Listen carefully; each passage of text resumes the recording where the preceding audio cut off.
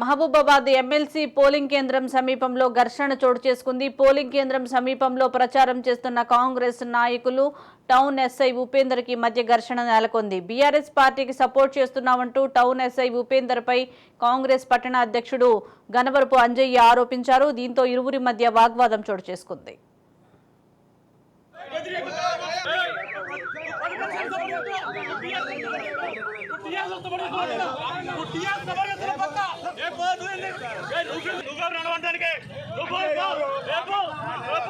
చాలా మంది